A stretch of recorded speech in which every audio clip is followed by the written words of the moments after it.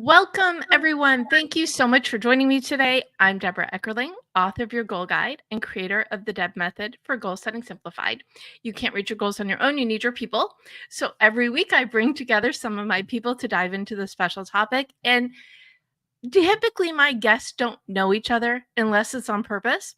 And this is definitely one of those on purpose conversations. I'm very fortunate to have, let's say, Bobbie Carlton and the merry band of Innovation Women, Yay Raw member people coming back on a recurring basis. So at the last time you all were on GoalChat Live, we were talking about speaking, of course, speaking, and we went into this whole prop analogy. What did I call this?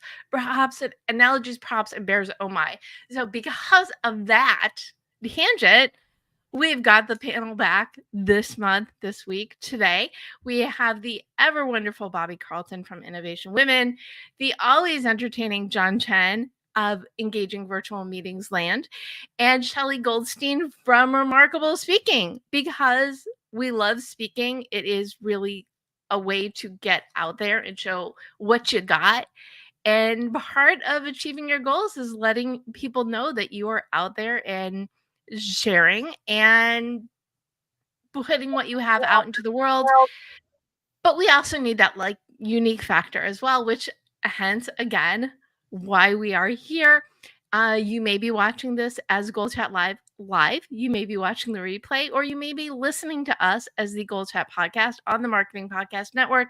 No matter how found us, we are glad you're here and choosing speaking goals. And you want to level things up, have a little fun.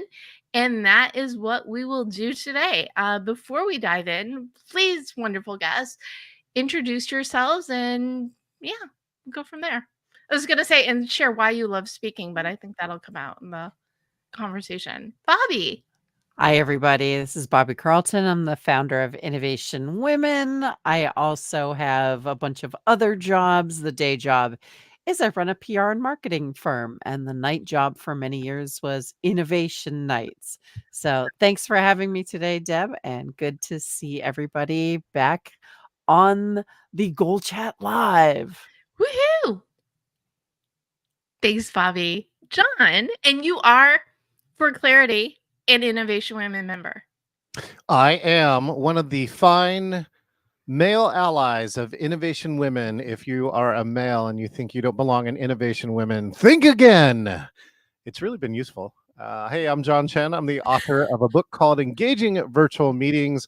I now design and produce, speak at, and MC at virtual and hybrid, and geez, now back to those in-person type meetings, right? So excited for that. And why do I love speaking? I love speaking so much that I recently became one of only 400 active certified speaking professionals. Yes, you can actually do that. Certified speaking professionals from the National Speakers Associations. And Debra, I recently became the president of our Northwest chapter. That's how much I love speaking. Back to you. Thanks, John. Great to see you, and wonderful, all this advocacy for speaking. And those who know me know I did competitive public speaking in college. So yes, I've been talking for fun and competition for ages, because why not, right? Shelley, good to see you. Welcome. Please share who you are, why you're here. Why? What a question. But speaking wasn't always fun for a lot of us. I mean, it's amazing that you did it competitively. For me, I thought it was great until it wasn't, until I got caught in a moment of panic. And that journey has taken me into public speaking. And the reason is, it really kind of doesn't feel good when you can't express yourself. At least that's the way I feel. And all this expression, whether you're using props or analogies or your words, it is my mission to help everybody feel they have a voice and they can express that voice. And hopefully, like you, Deb, make it fun. Well, if it's not fun, what is the point? Or as I like to say, when you love what you do, it shows. When you don't love what you do, it really shows. So why not just love what you do and find that joy in it? And are you going to you can't mention that you had this terrible experience and not share what it was. So Can you share that moment? I will be happy to. I was not actually intending to speak. I was in marketing at the time and I helped prepare a lot of speeches. But when the keynote didn't show up, I was the one who was chosen to go out there and speak on a moment's notice because I knew the content better than anybody, evidently, because I prepared it. But I wasn't prepared. I wasn't ready. I was a nervous wreck. And when I got there forcibly out in the spotlight, so to speak, in front of people and had to present, I was a mess. I was shaking. My knees were knocking. I forgot my words. I didn't even realize what I was supposed to do or say. And that set me on a journey to figure out why. How could that happen? What happened and how can I get over that? And it turns out a lot of other people shared that experience and we need to learn. So you took, and this is something I hear a lot, is you took your own challenge, and in doing so, helping things get better for other people. Bobbie, I kind of feel like, since we're friends and since you've been on before, you have a similar story. Oh, yes. Like my job was always to be, I usually think of myself now as the spotlight. Like I train a spotlight on other people, and when I was in high school, I actually was the person that was like up in the booth doing the follow spotlight for other people. I mean, you didn't have to be on stage, even like the last night when everybody's running out onto stage, even the behind the scenes people. I'm like, I'm good. I'm way up here. I don't have to come down, be on stage. And that's what I did professionally as well. I basically got other people spotlighted on the stage. My job was to get executives on stage at conferences and events. And then when I started running my own company, suddenly I had to be the person on stage. And wow, I didn't do well my first time. I literally sweated through my clothing. Thank God I was wearing a jacket. It wasn't quite as apparent. And of course, everybody's taking pictures and video. So the fact that I was a hot mess was captured for posterity. Awesome. Always lovely to have cautionary tales when they are you, right? John, I find this hard to believe, but did you ever have a hard time getting in front of a microphone? Well, when I was a small child in the South, Deborah. Oh, please. I'm going to take it as a no. Well, I do have to share a visual descriptor too. You said you had audio-based guests, so I thought we'd do a few visual descriptors to even make this more fun. Hey, I'm John Chen, a 55-year-old Asian male, black hair, wearing a red shirt today, and rocking the backyard because summer has almost arrived in Seattle. I love to tell people, I recently had a retreat and I asked a whole collection of speakers, what's a challenging childhood story around speaking? And mine was third grade, Deborah. I ran for president in third grade, but they never they kind of failed to tell you have to give up and give a speech, right? And I remember, right, third grade, and then you get up there and you think you have this, although I think I prepared a lot for it. But when you're walking up to the stage and you see like all of your peers' eyes now on you, you now realize why speaking is one of the number one fears in people's lives.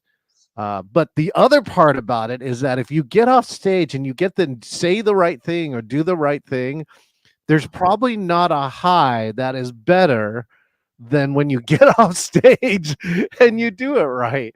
And I think that's why, many of us continue to be speakers. I did share this recently too, like right now, 2024, there's no better time to be a speaker than like right now. Right? Just because speaking is coming back, in person is coming back. And I think it's a great time to be a speaker. I think any time is a great time to be a speaker. But again, Deb, who talks for fun, for like something that I've often said is, what advice do you give to kids? Which is get them talking, get them writing, get them have those communication skills honed early, because if you can articulate, you can really do anything or go anywhere. And back to your point of it's a great time to be a speaker, it's also kind of flooded or flooded adjacent. So I think one thing speakers need to do is stand out. Look how I got us to this week's topic. And one way to do that is with analogies or visuals or whatever. So before or as we go down that rabbit hole, what do you think is the best way for a speaker to stand out? Shelley? Well, if I was to take from the topic of analogies, props, and bears oh mine, I'm going to go with bears oh my. They're all good. I mean, analogies are great. Well, a little bit of each is great, right? Analogies are great because bringing in a like story helps describe things, helps paint a picture. And it can clarify very simply what you mean if you say, see the forest for the trees. You get what I'm suggesting. And then going to the bears oh my, making that an interesting story. What is your perspective? Something that is unique to you that you could share with people. You'll enjoy reflecting and revealing that story and going through it again. And chances are, if you enjoy it, that's when your guests and your audiences will enjoy it as well. So to directly answer the question, then your speaking stands out when you are connecting to what it is you are saying and finding a way for the audience to connect with it as well. You connect with it. You have your purpose behind it through story, through an analogy, even using props. And yes, when you're connected, your audience is connected. Bobbie, do you want to add to that? So, when we're talking about public speaking and the whole standing out issue, I think there's kind of two sides to it. There's your content and then there's your performance. And when we're talking about content, I think there are a lot of people who are, I'm going to say it, one Google search deep in terms of the content that they are producing. It's like you and I all know that you can sit in the audience and hear people sharing insights and information that you're like, I could have gone to Google and gotten that same thing. Then there are people who give you true insights, the head snapping, oh my God, what did they just say type of information, the things that you would never have guessed. If you are telling stories, if you are sharing information that gets people's jaws to drop, that gets them just so excited about learning something new, your audience is going to be there for you. Now, on the other side, the performance aspect, like we all want to be excited about what's happening on stage, and no one can be excited in the audience if the person on stage isn't excited. So you need to be passionate. You need to be super excited about what it is you're offering the audience. And with that, those two things, that combination, you've got real potential. And what if you don't love your topic? It's like, okay, find a new topic, right? It's Why like, are you why? there? It's you're making the why face, right? Why are you there if you don't love your topic? And this is because you do Speaker Friend Fridays, every week for East Coasters, twice a month for West Coasters who do not want to speak before they're awake at 6 a.m. Pacific. And you do get this question a lot, what topic should I speak on? I roll. We can't answer that for you. I mean, I think I can tell you things that people are looking for, but they might not be in your wheelhouse. Did you have a chime in, Shelley? Yeah, it comes to its purpose. You have to have a purpose and be excited about that purpose. And look, every topic is not a happy topic. We know lots of talks that are not about positive things. They're very serious and sometimes very sad and unfortunate stories. But if you're passionate about it, if you have that belief and purpose behind why you're sharing it, and you believe in it, that will come through as an energy that people can understand that this means something to you. It's putting meaning behind your words when you give that energy boost behind it. Well, the D in the DEB method does stand for determine your mission. So having the mission statement, the motto behind everything that you're doing, not only is it going to help to educate, but it's also going to help get you as a speaker to where you want to get known in the world for your topic. And your head is nodding, John. I'll share more here on this, right, Deb, which is I was just laughing because Deb took another word using her name. So earlier this week, apparently Deb called it a debinar, right? And then you also took the other D. So soon all the words in the world will be consumed by the Deb method.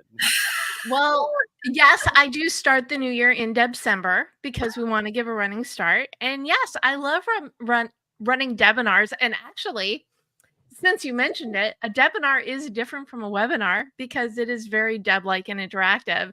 So I think not only did I recoin it my name, I re-envisioned it in the Deb way of thinking.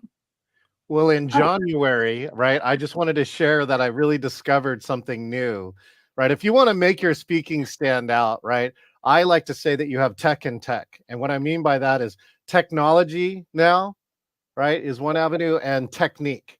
And in a moment, I'm just going to share, technology in this part. And you can do this in the in-person world, by the way, too. You can think about, especially in these new setups, when you have big LED walls, you should think about how to use them. If you know somebody named Sylvia D'Augusto, she's using three-dimensional like laser models while she's speaking. So there's some tech you can really do, because we're trying to get back to the thing that Bobbie said. What's the wow? So here, I'm going to attempt to share my last 4 years in 1 minute. Okay. So this is using some tech, right? I'm an author of a book called Engaging Virtual Meetings. How did I get here? Well, I had an illustrious career in team building using geocaching.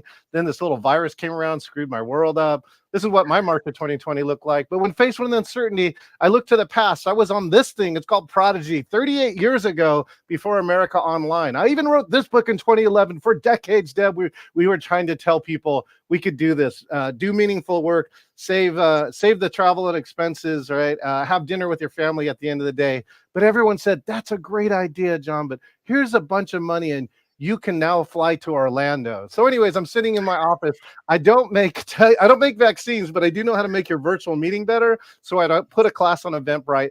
By the end of the year, 5,000 people took it, right? Publisher came back, said, hey, John, do you want to write your second book? I said, sure. They said, but we don't know how long this coronavirus thing's going to last. So will you hurry it up? I said, whatever. Knowing I didn't know I had 4.5 years. I wrote the book, 60,000 words, Deb, in 9 weeks. 9 weeks. It came out on Amazon, hot new release. And now, again, I spend the majority of my time designing, producing, speaking at, and emceeing virtual meetings. And Deb, can I share my number one tip about speaking on virtual? Can I stop you? Yeah, okay. Would I want to? Or would I want to? Yes, John, of course. Okay, here you go. Your number one tip for speaking on virtual, even though, we're doing something else today, but this is a great tip. This technique, too, that I'm showing you is less than 1% of presenters are using these days. And the tip is, I should be standing up for crying out loud, right? I got shorts on. It's actually nice. But the key about this, using the technology, Deb, is this is a way to stand out. Zoom allows it today, and less than 1% of people are using it. Back to you, Deb. Thank you. So standing out by embracing technology, sharing your story, and showing what you can do in ways that are unique. to everybody else. And I think I love that it was a tip and an example all rolled into one. I expect no less from you, John. What it are still but people are still doing virtual. I mean, now virtual is definitely more acceptable and accepted. And then there are people who like to apparently leave the house and do things in person. And then there's the hybrid. So is there let's go back to in person, Bobbie, because I see you all the time. I see you on both doing the virtual and the in person.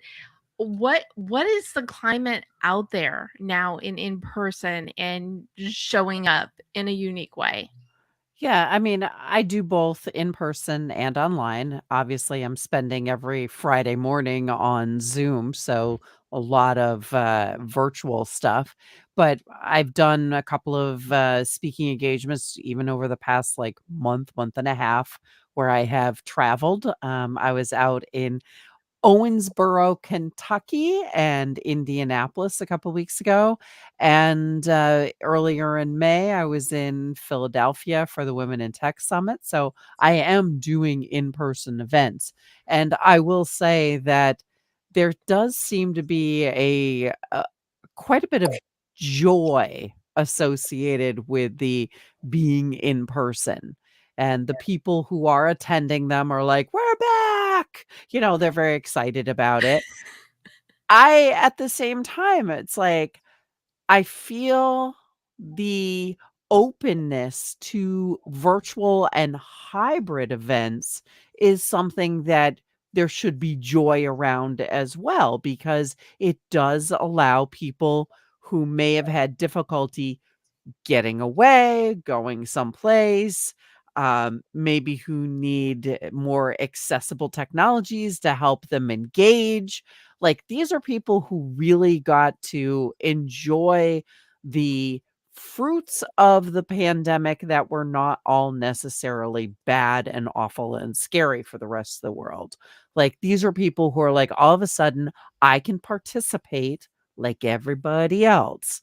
Maybe it's I can't walk around as easily as everybody else. Maybe it's I can't get away because I am a caretaker or a parent. So there are just so many reasons that hybrid and online is kind, and it works for so many more people.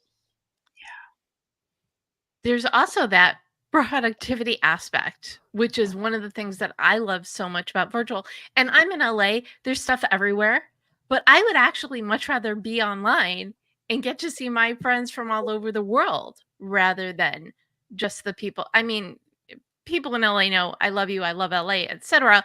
But the show was born of the pandemic. And how else can you we know in this panel you all know each other, but most of my panels are people who end up leaving the conversation with new friends and connections. So I think while we are embracing being out in the public again, I don't think we'll ever go back to a time where really online where people would give you the side eye just because you wanted to do something virtual. Can I add on to there? Please.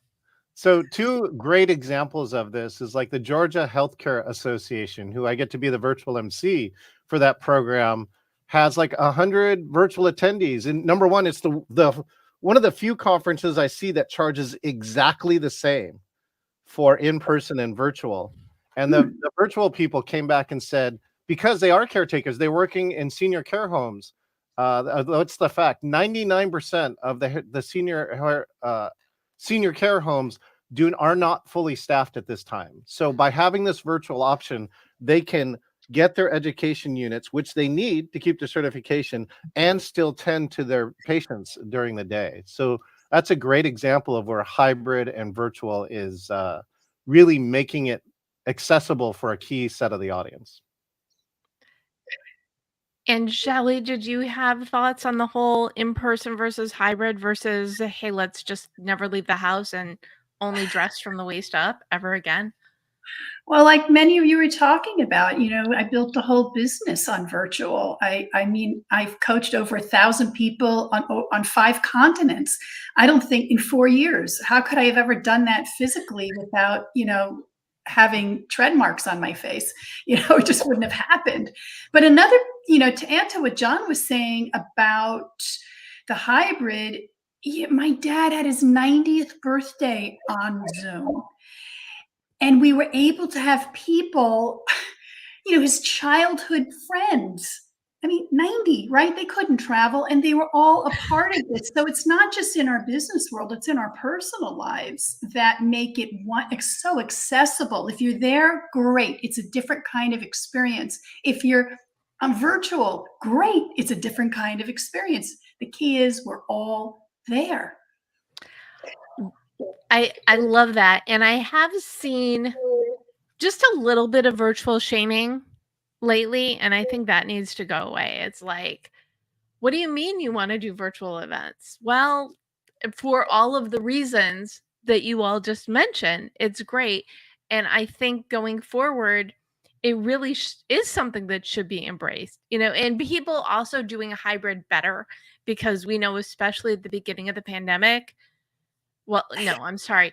At the beginning of the pandemic, it was all virtual. But within the pandemic, when people started doing hybrid, it was kind of nightmare adjacent, because if you were in person, it was great. But if you were in virtual, you were like, you might as well have been on another planet, or vice versa, catering to the virtual as opposed to the in-person. I'm guessing John Chen has some thoughts on this. What? Oh, on catering virtual on the return to in-person world? No, I'm talking about making the hybrid work for everybody, because I think that's still it's I think now people are having kind of the same challenge they had when they first were thrown into the deep end of virtual only. Yeah. Okay. So I just went to Meeting Professionals International's World Education Congress, and I keep in contact with many of my meeting professional friends. And to be honest, I'm a little disappointed, because most of them will tell you hybrid is either too complicated or it's too expensive. And I personally think it's neither. Right? Yeah. Now, I do bring some equipment along with it, but so this is something that I built here in Seattle. This is called Hybrid in a Box. And so what it allows me to do, one of the problems with hybrid is that it takes so long to unplug and replug all this equipment in. So I built a box and 80 to 90% of the cables are still plugged in with it. And it allows us to actually roll into a site and within an hour start streaming.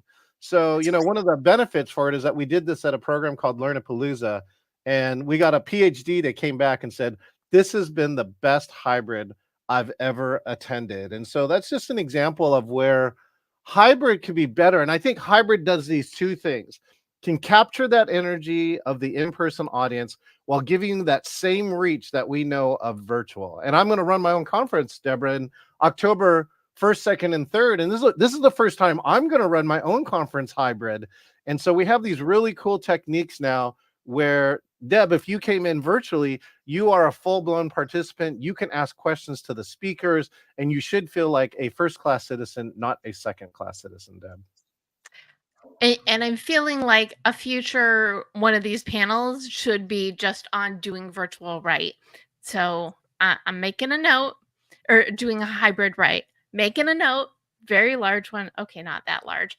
I do want to go back to the topic at hand, because we can just, love speaking all we want, but I really want to get into some of these techniques. So let's dive into analogies. Bobbie? I'm not going to say are you for or against, but what is your take on analogies, and how can people use them to improve their speaking? Well, first off, let's talk about what an analogy actually is. Does everybody know what I feel like I'm kind of like back to 10th grade English. Like, what's an analogy? And what is a simile and a metaphor and stuff like that. So analogies, you're comparing two things typically to use one as an explanation for another. So there are also, similarities and things like that, but it's really the comparison of something. And the classic one is somebody is blind as a bat. Hello, say hello to my glasses, right? I'm not blind as a bat. I just need my glasses. But you're doing comparisons. And oh, by the way, like that analogy always bugs the living daylights out of me because bats are like, going around, they're doing the thing, they're not running into stuff. If you've ever been in a house that a bat got into, yeah. They're not banging into things. They are not blind. They just use different ways of seeing. But if you are doing a presentation, there are ways and analogies, similes, metaphors, like all of these things that we learned about in 10th grade English. Thank you, Mrs. Back, my 10th grade English teacher, right? I have a presentation that I do. It's called Terrible Tech Talks. And it's really like gives examples of all of these things that people do really badly when they do presentations. And I use sheep, like, with wool, sheep, as my main device for this presentation. And I've had people kind of chase me down going, "Oh my God, I saw you do the presentation with the sheep. And did you learn something?" Yes, I did. Like the sheep presentation gets people every time. And by the way, this is why I use sheep. All right. I start off with, is your presentation boring? Is it a little too abstract? Do you notice that your audience is departing? Well, maybe you have a bad presentation. Oh, that is like the best groan ever. I love that. Thank you, Bobbie. Okay, maybe it's not a perfect analogy, but it's more of a pun and a really bad dad joke, but get it. Your point was very well made, and I think that is the point of any kind of analogy. So I think that's great. And you get, by doing your sheep talk, you get people more engaged because you're capturing them with that visual. It's what I call the neck snap. The, oh my God, what is that? Like every time you get that reaction from an audience, like you win. Like you're a winner right there. Awesome. And so I know you touched on it a little before, Shelley, but what is your take on analogies and how to use them for good and education? Well, I'm going to go back to the connection piece. If you're throwing it in there just because somebody's saying throw it in there, what works for Bobbie and the sheep is great. If you don't like sheep, you don't want to use it. You've got to connect to it. It's got to have a purpose and a meaning to you to get the authenticity. You cannot fake authenticity. And in my purview, I mean, the performances for professional actors. I am not Meryl Streep. I'm not going to win an Oscar. Most of us are not and will not win Oscars. Be yourself. If you tell your story and you really are behind it, you can bring in analogies. You can bring in some like stories because you're painting a picture. You're illustrating and describing something so people could understand it. And getting to a story using an analogy, connecting the dots, seeing the forest for the trees, the best things than sliced bread, can help move your story along without you getting too much into the weeds and really losing an audience. Because we know sometimes people go way down a path of specifics and industry jargon, and nobody knows what you're talking about. Ooh, jargon. Let's not get on that. We'll get on that soapbox in a minute. But the point of the analogy is it needs to make sense, or else It's just adding words and meaning and something confusion, new. right? You have to connect with it and buy into it. John? Well, I'm going to add on to Shelley's part here, which is one of my core principles when I'm speaking. Never assume your audience knows what you're talking about, right? And that's the reason to use an analogy, is to bridge something you do know with something you don't know. So often I have to give this story. I used to work at Microsoft, and we were creating the world's first client server email product. So already we're hitting jargon land. Like, you're going to have some people glaze over who are not in this world. And so I was put on a performance team because the performance was horrible. Deb sends one email to 10 people. The server falls over for 24 hours, right? People see now, people understand that. And usually you get the head snap, right, Bobbie? Now you're like, what? How bad? This thing's bad. I want to hear about a train wreck, right? So I tell them, we finally did some analysis around it. And to read an email, Debra, it took 43 round trips to the server. And I have to add this line. And I said, for those who don't understand remote procedure calls or networking, it's like this. Imagine 43 $1 bills in your home. You pick one of them up. You drive to the bank. Remember when you used to do that? Drive to the bank. Write a deposit slip. I've now lost all the kids anyways. You write a deposit slip and deposit the dollar, go back home and do it 42 more times. And then the audience suddenly goes, oh, I get it. This is bad. Side note, by the end of the time we were done, the theoretical minimum of reading that piece of email was 0. And the average was 1/2, because after we figured it out, we started reading. There's the odds of you reading another email, Debra, after you read one is over 50%. So we started reading 2 at a time. And then that server went on to go sell over 250 million clients because it actually worked. So that's the unique of analogy. I do want to add one more, Debra. I heard one today, is that you do have to be careful about your analogies, because you may not know how it could affect other people in the audience. So somebody today used the phrase, well, this might be like reading Japanese to you. And then I went into the chat, because I do a lot of Asian Pacific Islander advocacy. And I'm like, what if I could read Japanese? What about that? And then I have to admit, I don't actually read Japanese, but I do know there's at least 1 or 2 other members in the group who were. So make sure you can back up your analogies. Like, the slight word change could say, it would be like me reading Japanese. Okay, now we can go with it. But they put it on me. And so what I'm saying, what if I had that skill? That analogy just completely broke down and doesn't work, and offended a good 6 to 20% of your audience. Back to you, Deb. Well, I think know your audience is definitely the key of the analogy. And I do remember, so my book is Your Goal Guide, a roadmap for setting, planning, and achieving your goals. And it is a road trip analogy.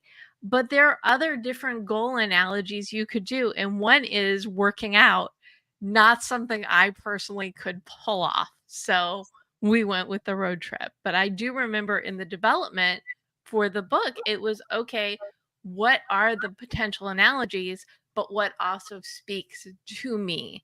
What are the things that we can do to connect with the material before sending the material out into the world? So we've done analogies. Everybody share your least favorite piece of jargon, and then we will move on to props, because I feel like we need to put that. I don't like secret sauce. That is the one, because do you remember when that was like in every single speech, every single day for like 3 months? And now every now and then I still cringe when I hear it. So that's mine. John, what is your least favorite jargon? Well, in the speaking world, if you want to piss off or disappoint all the professional speakers in the audience, you would tell the starfish story. Which is? Right? So there's all these starfish, and somebody says you can't save them all, and somebody takes the starfish and throws one back in the water, and I said, well, I did with that one. I've never heard that with the starfish. It's a make a difference story, right? Okay, but the make a difference story with the starfish analogy, oh, I love that. But I can tell you this too, Deborah, right? If you want to try and attempt to do one of these things, all I can tell you is if you would like to do it, change the ending. It was a tip given to me by Kathy Armias, right? Which is like this thing, like there was another starfish, right? Instead, I bought it like 50 Bitcoin. That might be good. That was good a month back. Maybe I need something else. Sorry. Maybe we took a walk. I don't know. But you know what I'm saying? You got to change the story and give it an unexpected ending. You get another head turn from Bobbie Carlton because you're like, I thought you were going to tell me this starfish story that I know, right? So, but apparently every professional speaker kind of knows the starfish story, Deb. And all I can say is, if you're hearing it for the first time, it's great because it's not everywhere. And the second one is be careful in the audiences that you would share a story like that. I want to jump in on that. So anybody who's using the starfish story, unless you were actually the person, That's yes. Go Bob. like you don't tell somebody else's story. You only tell your own stories. Like I am not going to step foot on stage and tell about trekking across Antarctica because nobody's going to believe it. But it didn't happen to me. Like if you are up on stage telling stories that are not yours, you don't own that story. You have taken one additional step away from authenticity. So only use your own stories. I think that should be a rule in speaking. And Bobbie, I'm going to add on to that because so many speakers, especially when they're starting, quote others. But last year, I heard this great piece of advice from a speaker who just hit a Hall of Fame. His clients finally started telling him, will you please stop quoting other people? If we wanted them, we would have hired them. Ooh. And what goes in my head is someone once said to me, Deb, you know goal setting isn't new. Yes. But do you know any other Deb methods out there? Bam. So I'm sorry that just yes. Own your story, tell your stories, don't tell other people's stories, but also don't bag on other people's story too, because you never know a couple years later they're going to mention it on a live show, and it might even be the host. Anyway, Bobbie, did you give your favorite jargon So or your least favorite jargon? I'm going to go back to my friends, the sheep. All right. Okay. And so the example that I use during this presentation is if as a speaker, okay, pretend you're the shepherd, pretend you're the sheep farmer. If you leave your presentation and you are the only person in the room that knows the difference between smit marks and rattle paint, you have lost your audience. Like they are not going to be assisting you, let's put it that way, with word of mouth because they're sitting in the audience going, what is she talking about? If you lose the audience to that extent because you're using esoteric jargon, like you're not doing yourself and the audience any favors. All you're doing is like getting somebody going, oh, I gotta go look that up. And by the way, the difference between smit marks and rattle paint, smit marks is the paint that you put on the sheep so you know which sheep are yours. Rattle paint is paint that you put on the ram to expand your flock. You know where he's been. Let's put it that way. I want to know how you know this, Bobbie. I just know these things. I'm a farm girl. Okay, see? That explains it. Makes much more sense. Yeah, I don't think I can pull off, nor would I want to.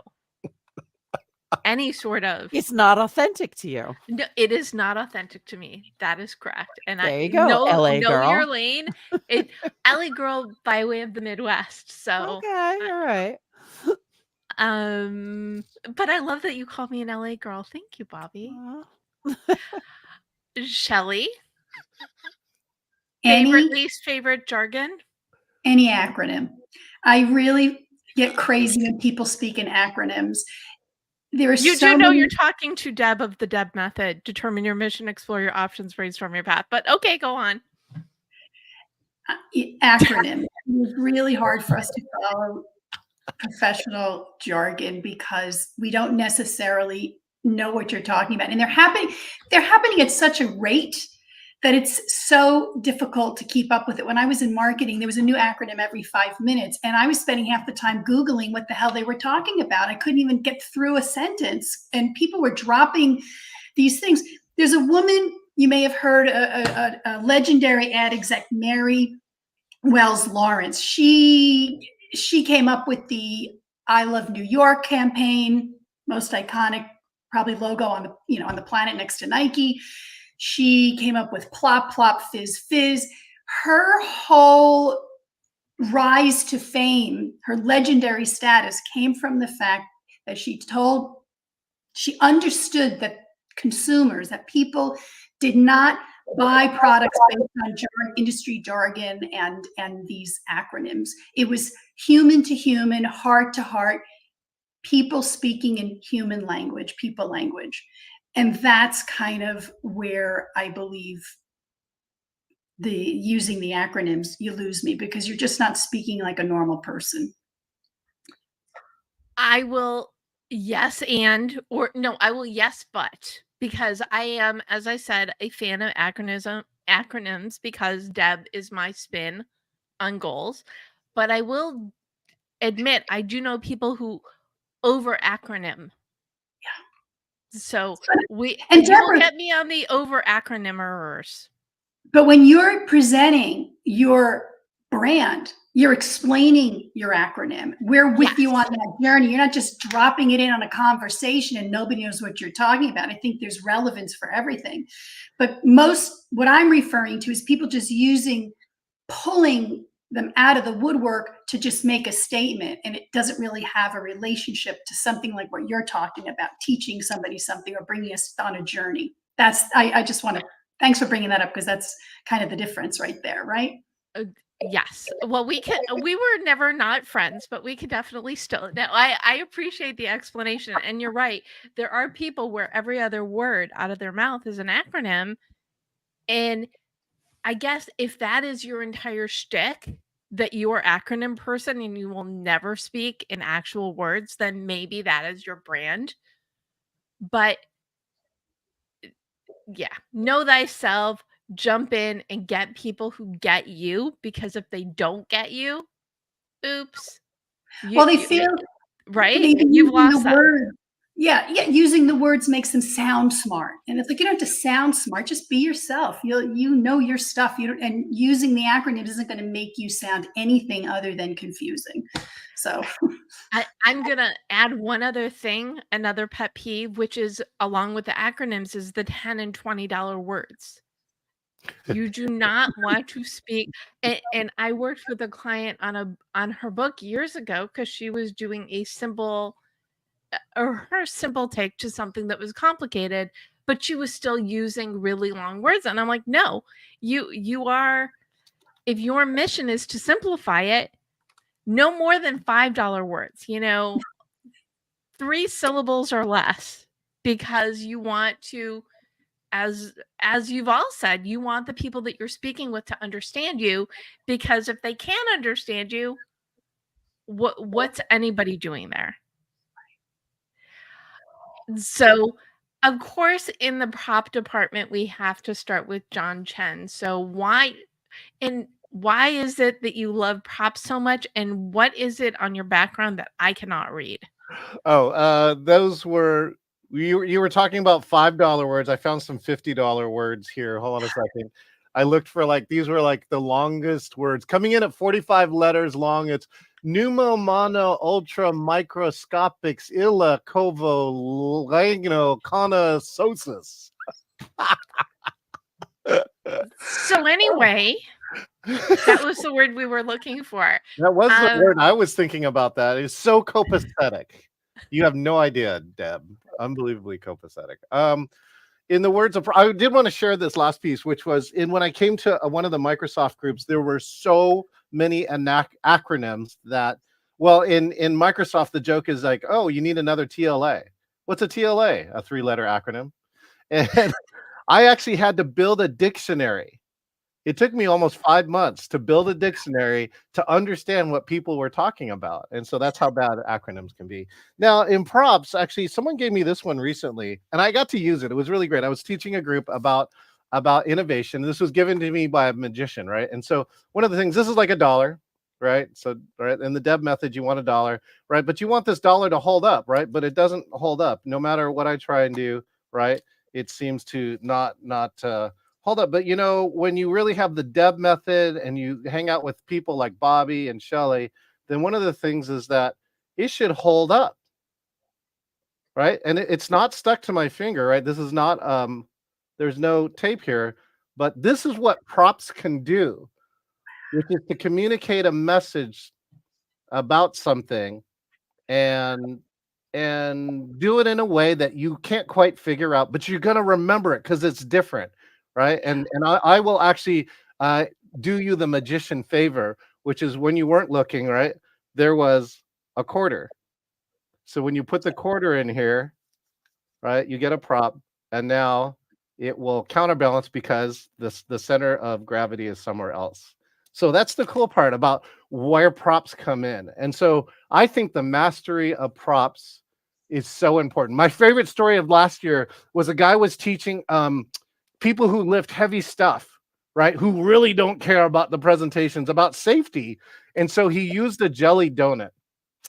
And in the jelly donut, right, he would like put these heavy boxes they have in and basically smash it till the jelly fell out. And then he goes, talk about analogy. The analogy was your disc in your back. That when you lift things that are too heavy and improperly, you will injure yourself and never be able to work in this warehouse again. And these people who didn't care suddenly cared because he used a jelly donut. It feels like jelly donut abuse. Was the donut okay? Was it edible? The Probably donut, not. well, it was still edible, but the donut was not okay. But that's okay. The donut sacrificed its life for the sake of some human beings who move our amazing stuff, like probably all the stuff we buy on Amazon. I love a prop and analogy all in one. Shelley, your take on props? I think they could be great for all the reasons John said. They could really, again, they help illustrate something, they entertain, they can bring the audience in. But the caution I would say is just if you're nervous as a speaker, don't complicate it with too many props, because more than not, they're not as experienced as John, and it just could be a disaster. So you want to make sure if you're using them, you're comfortable enough speaking and you really know how they're going to fit in beautifully and masterfully. Otherwise, it can be challenging for your audience. So I'm going to add on though, if you have the skills of improv, and this goes back to speaking, you got to have confidence somewhere. But if you have the skills of improv, you can take a bad prop experience and make it probably one of the most memorable moments of the conference if you're good. But if you're bad, it's this horrible spiral. Pee Wee Herman, that's how he built his career. I don't know if you know that about Paul Rubens, but he started out as a bad comic. He literally could not memorize his own jokes, and he would go on stage and bombed. But he had this prop bag, so he started pulling props out of the bag and telling stories, and people were like, this guy's terrible. And that was Pee Wee Herman, having these goofy things. So that's where props can work for you. Nice. Awesome. So Bobbie, do you use props, and how do you do so? I don't personally use too many props. I have upon occasion. I have to admit, I've always been one of those people. It's like props, bring on the theater kids. Like I love a level of theatricality on the stage. Like give me somebody who knows how to use a prop and who knows how to do things that people can see on stage. And I'm going to describe this as I'm doing it. Lots of people use their hands in front of their bodies when they are on physical stages. And quite frankly, unless you're like me with giant hands, nobody can see what's going on. But if you kind of turn to the side and you go Vanna White versus little motions in front of you, people can see what's going on. And so I think that the use of props, they should be large. I saw somebody one point using a surfboard. Like they came on stage with the surfboard, a full size surfboard. That was impressive. And they made their point, and then they didn't know what to do with it. But that's okay. We forgave them. They made the effort. They brought a surfboard. I also watched somebody, same conference. This is their first in-person conference after the pandemic. They're back to in-person, and the CEO of the company says, I wore this sweatshirt, for every Zoom conference I was on for the last 2.5 years. And somebody rolled out a garbage pail, like one of those big ones, and he strips off the sweatshirt and dumps it. And there's just such an overwhelming round of applause for this action. So I think, when you're thinking props, you need to think the same way you think about motions. Big and sell it. And it goes into the analogy conversation too, because it's got to be something you believe in, that you can stand behind, that people will get. And believe me, you could stand behind that surfboard. Oh, I got one of the best prop disasters, though, if you want to hear a prop disaster story. Why not? Well, yeah, of course we want to hear a disaster story. That's including one of the most famous speakers of all time, Tony Robbins. I was actually at this program.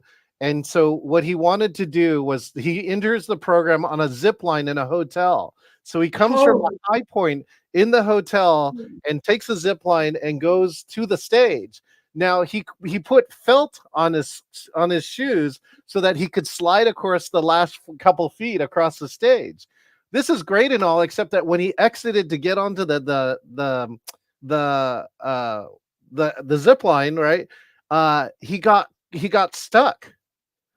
Right. And so he was actually trying to use his feet to climb back in the window that he climbed out of, but his feet have felt on it. So he can't do this. So he hung up there and literally he almost fell because he was not like wrist strapped in, I think, to the pieces. He held on for an incredibly long period of time. Props to the AV team because they kept playing the same hype music in a loop, right? Until he got him over. And eventually another person came out and pulled him out. When he pulled out, it tore off half of one of his legs on his pants. And so, in a minute, he came back around to the main stage when he ran around the regular way, got on stage, and then delivered 4 hours before he had a break in one pant leg. I'm like, of course, picturing Tony Robbins, the one-legged speaker. You started to say tore off his pants. And still goes on. Yeah, his legs. But he's a famous fire walker, so if he could walk over flames, what's one pant leg and a broken zip line? I mean, that's nothing. Tony Robbins land, but most of us are not like that. I'm just saying, no matter how big a speaker you are, right? Stuff can happen, right? And Shelley's like, props can fail. Although it was one of the most memorable moments I can remember of him. So the message is own it and use things that are meaningful to you that the audience is going to get. So you don't have to watch the whole episode. This is just about the essence. Oh, I'm kidding. This was great fun. I thank you all so much for being here. Before we wrap, I would love for you all to gift a goal to the audience. So what is something that they could do today, tomorrow, immediately to level up their either analogy or prop or bear usage, because analogy, props, and bears, oh my, in their speaking. Sheep. I should have done analogies, props, and sheep, oh my, but it didn't have the same ring to it. It's okay. I forgive you. Thank you, Bobbie. So, Bobbie, what goal would you like to gift? I would like everybody to try Mhm. giving a presentation that you have given before. Don't necessarily have to do it in front of an audience, but play around with it at home, backstage, whatever, where you are saying what you mean, but saying something else. Like, use that analogy. I literally do a 45-minute presentation. Every single one of my slides is sheep. Everything is this whole extended, tortured sheep analogy. And people love it. So think about a presentation that maybe you've done a few too many times and make it fresh. And if you could add analogies, not necessarily sheep, all the better. Yes. And if you do a sheep presentation, I want to hear about it. Yeah, tag Bobbie for sure, because Bobbie loves sheep.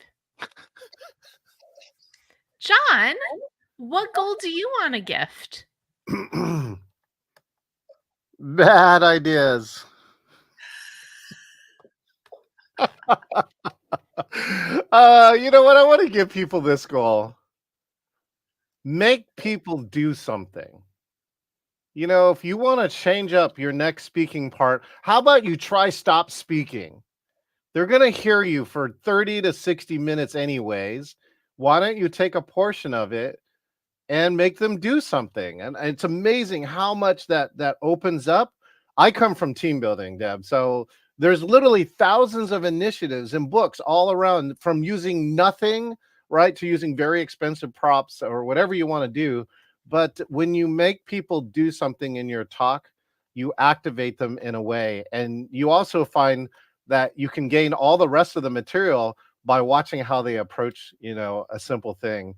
Actually, here, wait, I have one here, right? You've probably seen the 9 dots, Deborah, right? You know, like you got to take 9 dots and draw 4 lines and blah, blah, blah, right? So like one of my groups figured this out. They said, what if we could do it in one line, right? So I took the 9 dots, right? And I folded all 9 dots on top of each other. And I said, here's the one line, and boom, right? So Right through the middle. when I made a group do this, but when I challenge them and say I can do this in one line, they go, it's impossible, blah, blah, blah. And then when I show them and they're like, whoa, I should pay attention the rest of this class. When you grab people off the bat in you know, part of a debinar, they're interactive by nature. Oh, you know what? In a debinar, you get debgagement. Thank you, because I needed one more word that started with my name. I like that, debgagement. I'll workshop it. Thanks, John. Actually, maybe that's the one I should do. How to use your name for everything.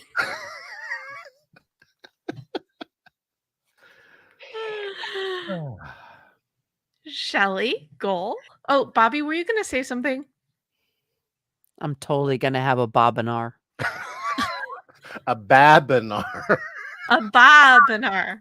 Bobinar. I am not from Boston. I am from upstate New York. So, Shelley, goal.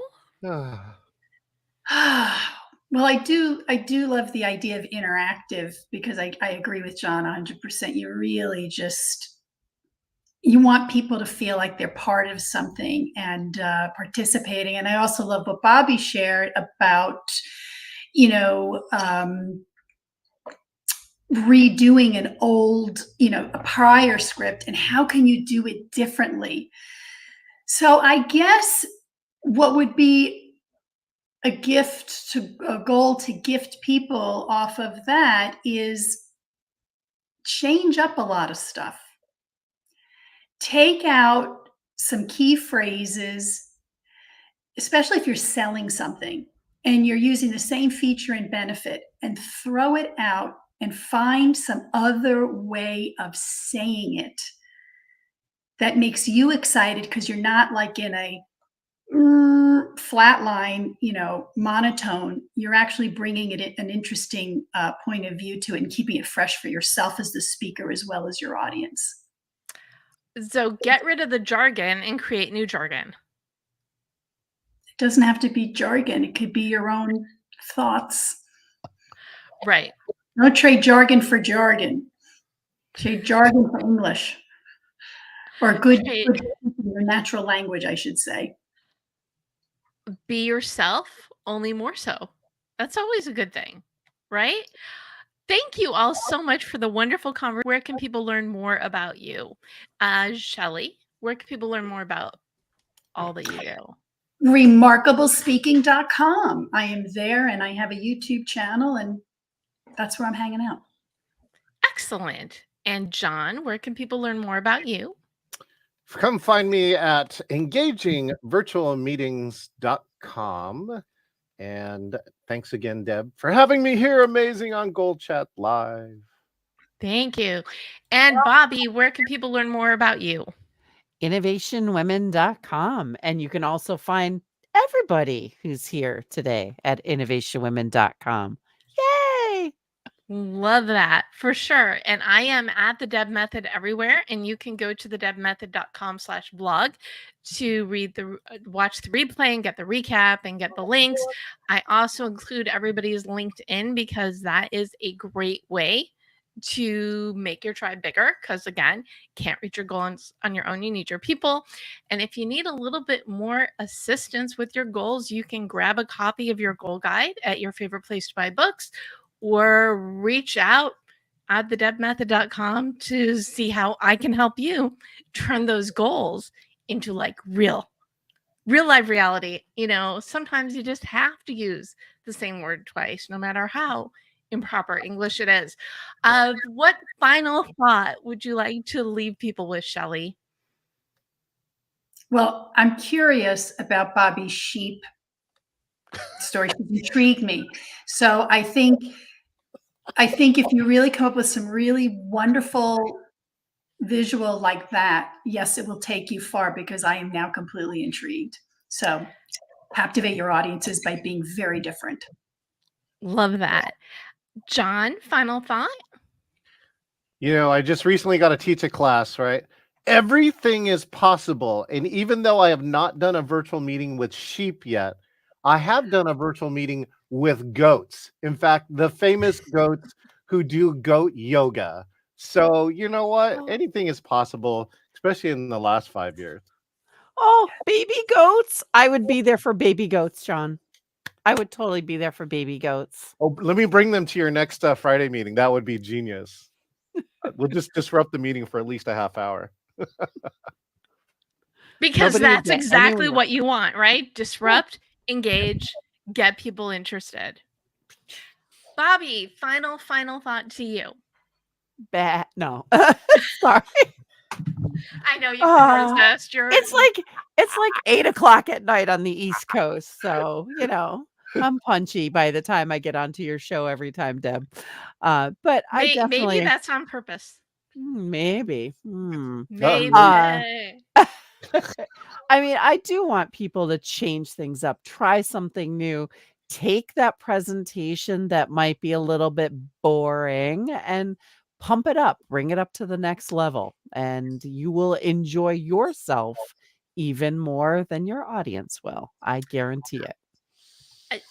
Really good point to end on. And I just want to add this one more point, which is your audience wants to be entertained. They want you to succeed. Yes. They want to learn. So entertain them, educate them, and make it a good experience for everybody involved. So thank you again, Bobbie Carlton, John Chen, Shelley Goldstein, for joining me. Thank you for tuning in to GoalChat, whether you're watching us live, the replay, or listening to GoalChat. You can subscribe on YouTube, iTunes, and or your favorite podcast platform. And I am live every Monday at 4 p.m. Pacific.